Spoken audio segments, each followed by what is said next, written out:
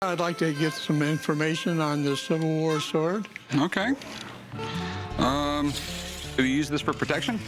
Yes, my wife has a problem sometimes with me, and one never knows. Okay.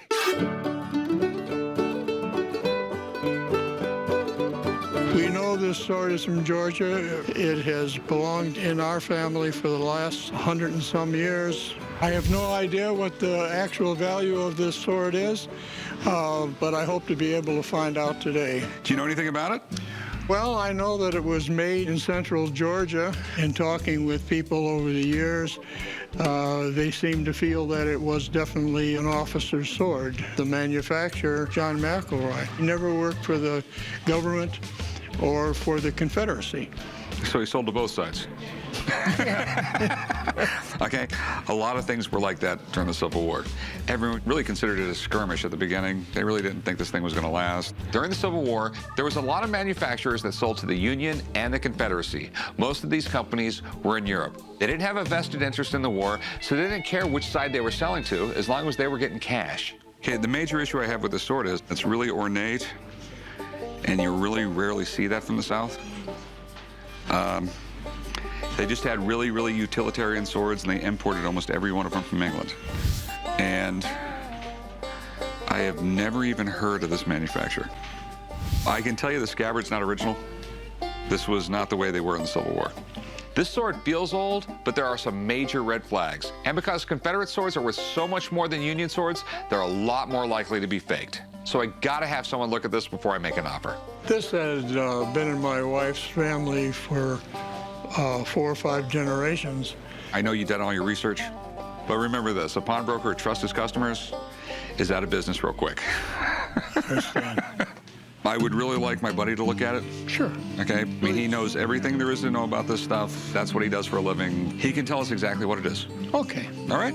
Well, I don't think there's any question about this sword being real. I'm definitely interested in hearing what the expert has to say. Hey, Sean, how's it going? All right, how are you? So this is it? This is it. All right, Rick, so what are your concerns? It's one of those things I haven't seen before. You know, it just scares me. And I got you around, so I figured I'd just call you.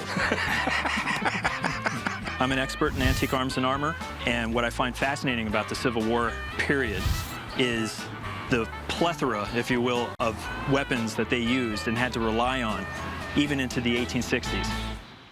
It's a Confederate saber. These would have been presented as functioning weapons for the Civil War. This would have been for an officer. Look here, it even has the CS for Confederate States. The hilt looks great.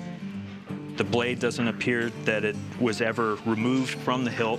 What I'm seeing here for the saber looks really, really good. So what do you think it's worth? I've seen swords like this go anywhere from $5,000 and up. However, whenever I see anything Confederate, the red flags go up.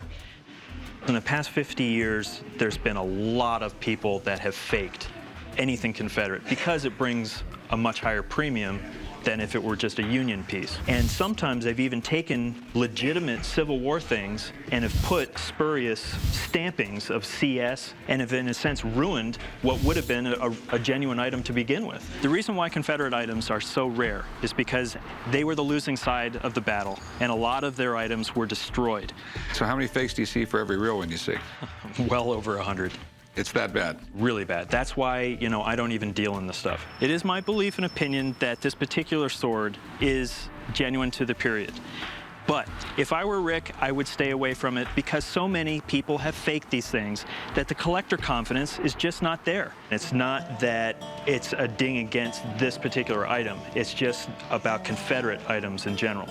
Some advice which is going to help not only your family, but the item itself is to document how it came to be in your family, the lineages as to how it was passed down, and have it notarized. Okay, this is going to, you know, put at ease a lot of the skeptics out there. Even though Sean thinks it might be real, I just can't make an offer on it. It's too risky. It just scares me too much to buy it. I understand your position, and that's fine. I was living a long time before I ever tried to sell it, and I'll be here a long time yet. Well, thanks for coming in. Nice meeting you. Thank you. Same here, Rick.